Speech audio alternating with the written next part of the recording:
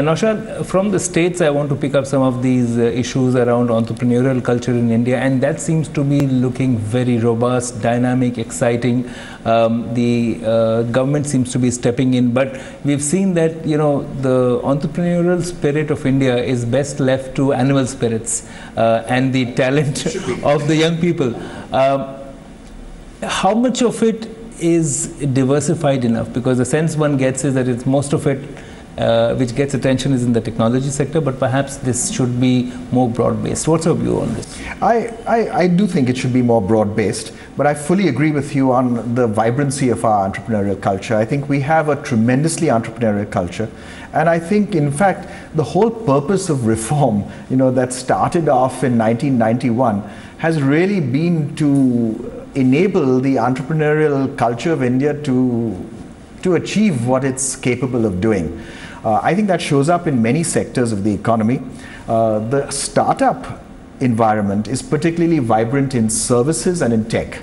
There are many opportunities there, and we can talk about the potential, for example, of e-commerce to really provide whole new paradigms of how business can be done in India. Here the role of an organization like CII is critical, because one of the inputs they're lacking is mentoring or guidance, because they have a great idea, they seem to get funds pretty easily, but it's a bit like spray the money and pray that something works. So, you know, helping them realize their objective, can CII play a role? So one of the things that we're consciously trying to do is to actually first try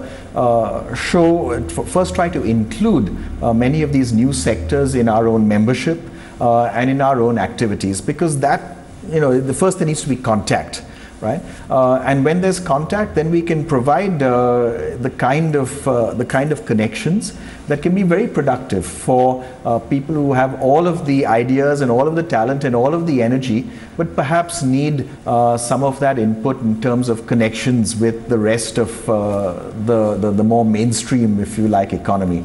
But, you know, just to take the advantage of e-commerce really in the country, you know, in many other countries, e-commerce provides a marginal and incremental benefit. You know, you mean instead of something being delivered to your doorstep in 3 days, it comes in 3 hours.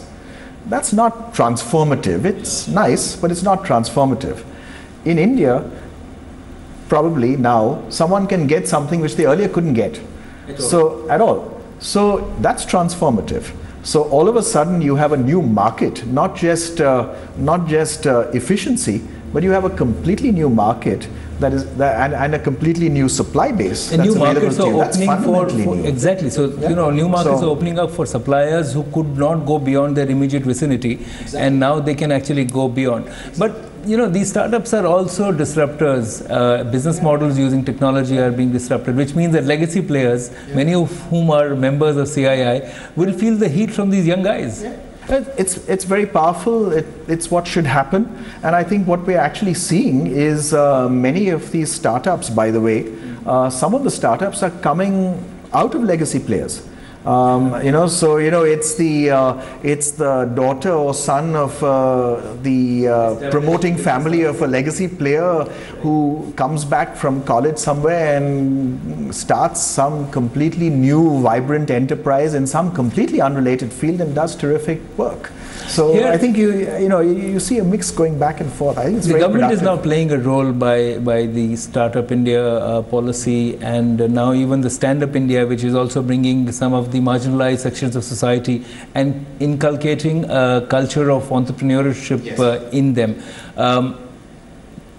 What will it take to make this work? Because while it's easy to reduce regulations, you need to do more. So I really like the way in which the government has initiated the startup program, because they've approached it, it seems to me, with a single-minded objective, which is how do you reduce the heavy hand of the state on startups, I think that's a terrific way of approaching it. What startups need, they do not need financing from the government. They do not need ideas from the government. They just need the government to be out of the way, right? And that's what they've tried to do with providing various benefits in the form of the startup being out of the tax system for the first 3 or 5 years, able to operate more freely in the first 3 or 5 years. This is exactly what startups need, it seems to me, to get off the ground more quickly and effectively. As far as the Stand Up India program is concerned, again, a very good initiative because it's so important for inclusiveness. We do a lot of work in CII with Dickey, and that's a very good organization that, again, does not want any special benefits or advantages. No. It just wants access and openness to being dealt with. The good thing is that they're offering loans and credit without collateral, but again, I'll come back to the piece that who's going to guide them and mentor them to become smart businessmen? So we have a very close working relationship, and it's an institutional relationship where precisely that kind of thing is happening. What we've actually arranged, we found the most productive thing that we can do is to actually arrange buyer-seller meets. So where you actually have many of the enterprises that have been started by entrepreneurs who are members of Dickey, who display what they do. And then we have many CII members who go in and sort of say, okay, so this is what we need this service, or we need these products, and bring them into the ancillary ecosystem. Right. And you become a part of the whole supply chain.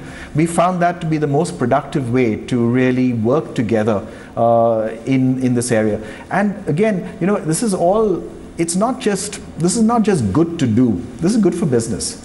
Because if we can operate as a country of 1.3 billion people, where we recruit from 1.3 billion and not some subset, where we deal with all of the enterprises in the country and not just some subset, we're all going to be more efficient. Finally, Naushad, one quick reaction from you. Where would you like this year, 2016-17, to end? How would you like it to end? So, one of the things that I recognize as a CII office bearer is that our first role, CII is a terrific organization with an incredibly powerful and committed secretariat.